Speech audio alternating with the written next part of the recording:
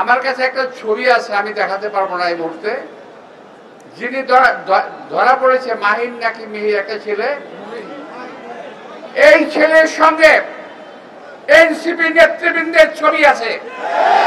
আমি দেখাতে পারি, আমি চ্যালেঞ্জ করে বলতে পারি, এই ছেলের সঙ্গে ছবি আছে ওদের সঙ্গে, যে ছেলে ধরা পড়েছে।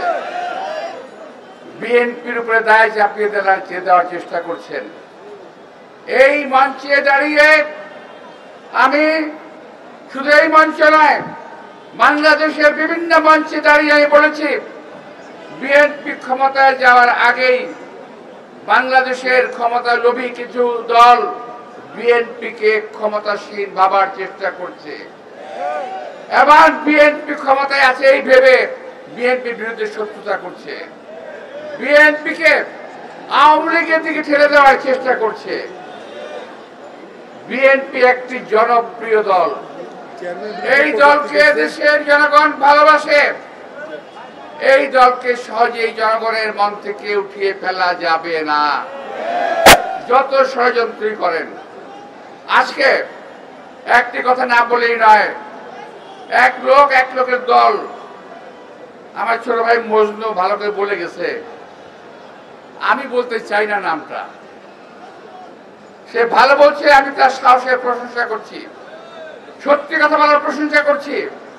এই লোকটি এবং এক দল, তারা বলছে, স্লোগান দিচ্ছে, আওয়ামী লীগ গেছে যেই পথে আর বিএনপি যাবে সেই পথে।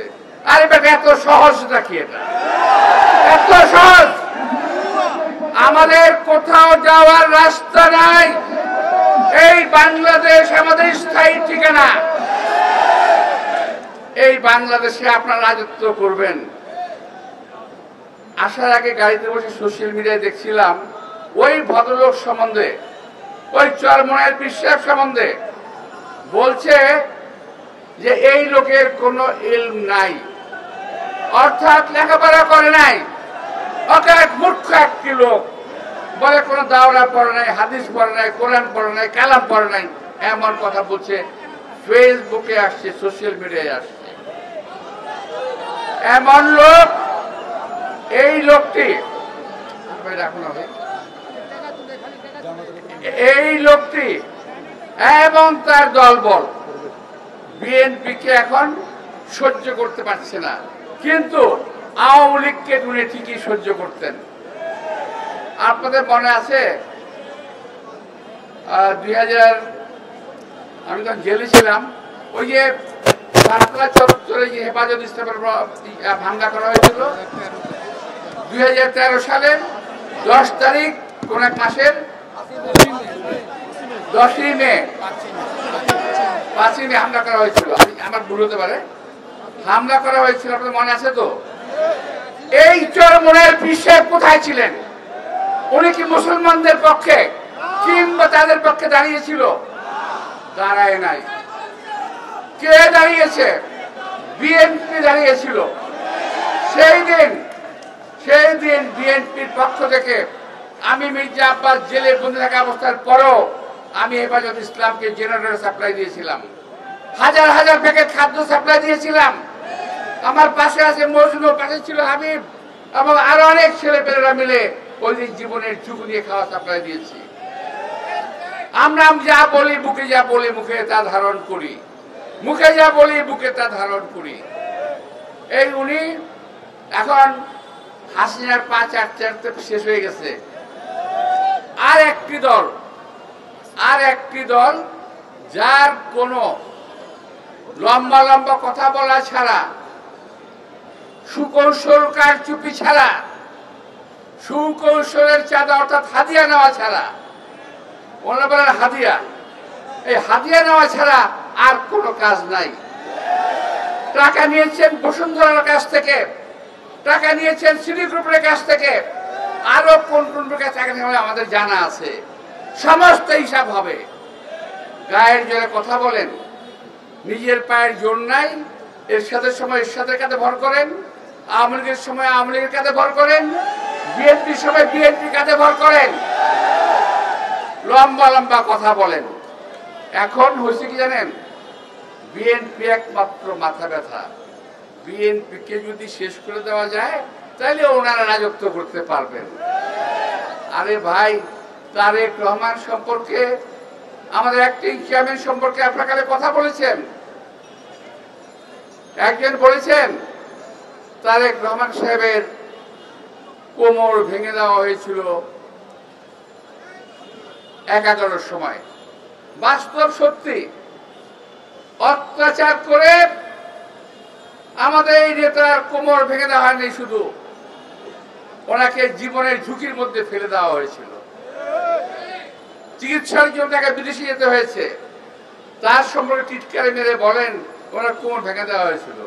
আরে ভাই, তারেক রহমান তো কোমর ভাঙছে এই দেশের জন্য,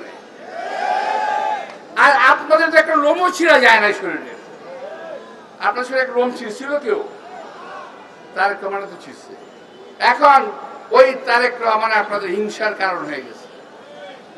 এখন আপনারা বলেন তারেক রহমান সাহেব দেশে আসে না কেন? অনেকে বলেন উনি সময় মতো দেশে আসবেন, কেউ ওনাকে আটকে রাখতে পারবে না। তবে আজকের এই অবস্থায় আপনাদের কথার কারণে মনে হচ্ছে, আমার মনে হচ্ছে তারেক রহমান সাহেবের জীবন এখন হুমকির মুখে। আপনাদের কাজ কর্ম মনে হচ্ছে আপনারা তারেক রহমান সাহেবকে সহ্য করতে পারছেন না। আপনারা সহ্য করতে পারেন বা না পারেন, আমাদের অ্যাক্টিং চেয়ারম্যান তারেক রহমান তার সুযোগ ও নেতৃত্বে দেশকে এগিয়ে নিয়ে যাবে, দলকে এগিয়ে নিয়ে যাবে। মনে রাখতে হবে, বিএনপি ছাড়া বাংলাদেশ কখনোই বিএনপি ছাড়া কারো হাতে নিরাপদ নয়।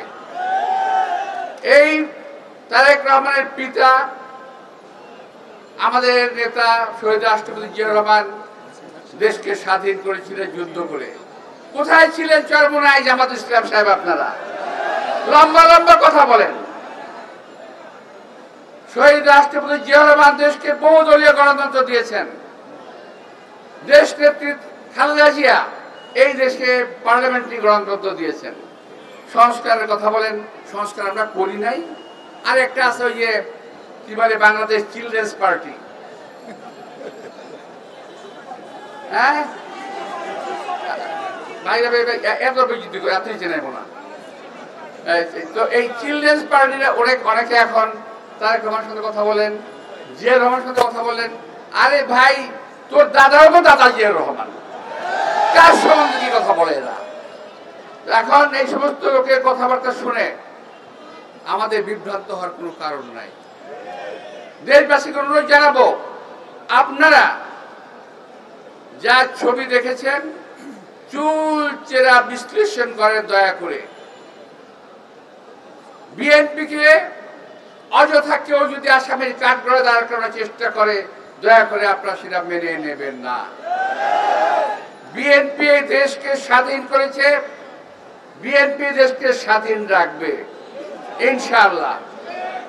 আর বিএনপির ভাইদেরকে অনুরোধ জানাবো, দয়া করে আপনি একটু খোঁজখবর করে দেখেন আপনার ডাইনে বায়ে যদি কোনো চোর ডাকাত বদমাইশ থেকে থাকে, এদেরকে একটু চিহ্নিত করেন এখন থেকে।